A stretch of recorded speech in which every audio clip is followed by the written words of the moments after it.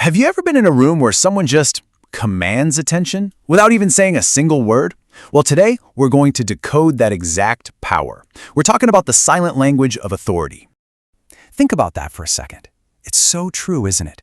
In almost any professional setting, people are making these lightning-fast judgments about your credibility, your confidence, your potential, all based on signals you're sending out before you've even had a chance to speak.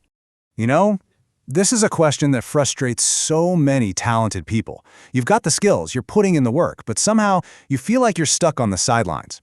And at the same time, you see other people, maybe even folks who aren't as qualified, just soaring up the ladder. So what's really going on here?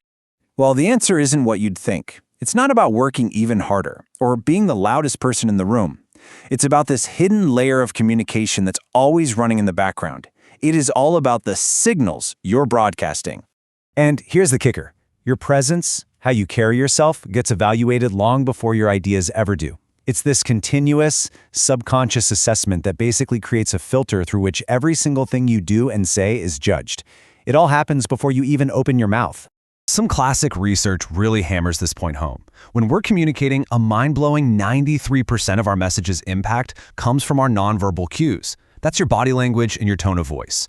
And the actual words we pick, that's just a tiny 7%. You see, this is exactly why getting a handle on these silent signals is so unbelievably important. So, this is the big mindset shift we need to make. We're not just talking about good manners or simple communication skills. No, we're talking about a strategic capability, what you could call career signaling intelligence. It's about truly understanding that how you move and present yourself is a powerful tool for building credibility and signaling that you're ready for leadership. All right, so how do we actually master this? We're going to use a really simple but incredibly powerful framework, the Executive Presence Signal Model. Just think of these next 5 pillars as the very foundation, the infrastructure of your professional authority. Let's dive right into pillar number 1, postural authority. And listen, this is about way more than your mom telling you to sit up straight. Your posture is a direct, visible signal of what's going on inside. A stable, grounded posture tells everyone in the room that you're stable, you're present, and you are ready to go. So in practice, what does this look like? It means an upright but relaxed posture. See, if you're slouching, you're basically screaming, "I'm not interested." But if you're too rigid and tense, you might come off as defensive. The sweet spot is this controlled stability, which quietly signals confident authority. Okay, next up is pillar 2, ocular stability. In other words, eye contact. Your eyes are an incredibly powerful tool for signaling confidence and focus. When you can hold consistent, calm eye contact, you build trust. But if your eyes are darting all over the place, well, you can erode that trust in a heartbeat. So how do you nail this? It's not about an aggressive stare down, and it's definitely not about nervously looking away.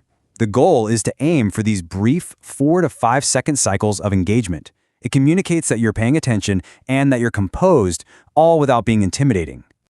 Our third pillar is gesture discipline. Your hands can be your greatest ally or your worst enemy. When your gestures are purposeful, they signal that your thoughts are clear and organized. But when you've got uncontrolled fidgeting, it just broadcasts insecurity and tells people you're not prepared. The application here is pretty straightforward. Use your hands to help structure what you're saying, to emphasize key points, not to get rid of nervous energy. So definitely avoid tapping your pen or fidgeting with your hands. Those are dead giveaways for impatience and insecurity. Pillar number 4 is all about spatial awareness. This deals with something called proxemics, which is really just the unspoken rules of personal space. Respecting that space is absolutely fundamental for building trust. If you invade it, you make people uncomfortable and signal that you lack professional judgment. Here's a really simple, effective rule of thumb you can start using immediately. In most professional situations, just aim to maintain about an arm's length distance. It's the perfect way to signal respect and awareness without creating too much distance. And now we come to our final pillar. And honestly, this might be the most powerful one of all. Stillness under pressure. Think about it.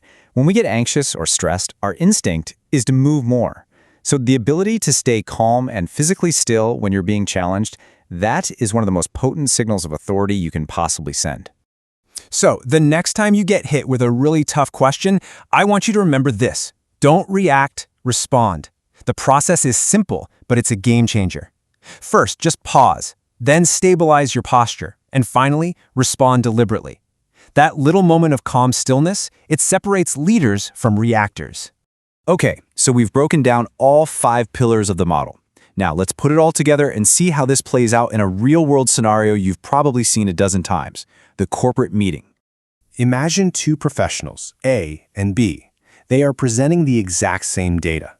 Professional A, let's call them the tactical performer, is showing all the low authority signals. They're fidgeting, shifting in their seat, avoiding eye contact. The result? People question their ideas and their credibility takes a hit. But then you have professional B, the strategic performer. They're different. They're stable, their gestures are controlled, they're composed, and their ideas get accepted faster, not because the ideas are better, but because they're delivered with authority. This right here gets to the absolute heart of everything we're talking about. The one thing that changed the entire outcome wasn't the quality of the work or the preparation. It was, purely and simply, signal management. So, the real goal here is to make a shift. To go from being an unconscious reactor where your body language gives away every little insecurity to becoming a deliberate communicator who consciously and intentionally designs how they show up and how they're perceived. And let's be clear, mastering these signals isn't just another soft skill to list on your resume. It's a leadership multiplier. It's like a career accelerator. It builds trust, it enhances your influence, and it opens doors to new opportunities way faster than your technical skills alone ever could. Which brings us to our final and most important takeaway.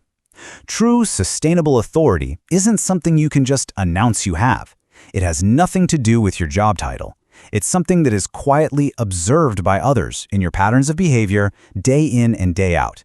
From the moment you walk into a professional space, you are communicating. Your signals are always on, always broadcasting. So the only question left to ask is this: are you in control of the message, or is the message in control of you?